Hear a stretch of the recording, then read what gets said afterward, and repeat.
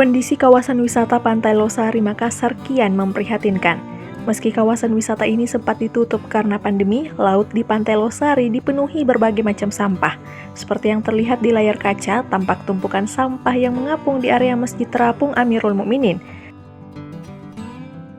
Salah satu petugas kebersihan bernama Saripudin yang diberi tanggung jawab membersihkan sampah tersebut mengaku turun membersihkan sampah di lokasi sebanyak 2 kali dalam sehari.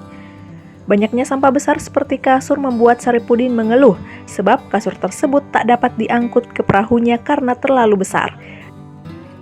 2 kali saya turun dalam sehari. Iya, 2 kali kita turun dalam sehari nih. Iya, kalau kondisinya memang sering seperti ini, Pak. Kalau buat saya kemarin kayak begini kondisinya. Sudah dibersihkan tetap ada. Tetap ada.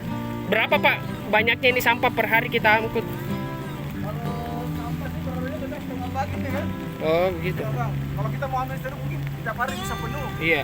Cuma Kali ini juga capek. sampahnya dari mana semua ini, Pak? Sebagian dari apa saya itu ada di besar kan. Iya. Sebagian dari luar juga. Dari Kota Makassar, Suparman, Fajar.co.id melaporkan.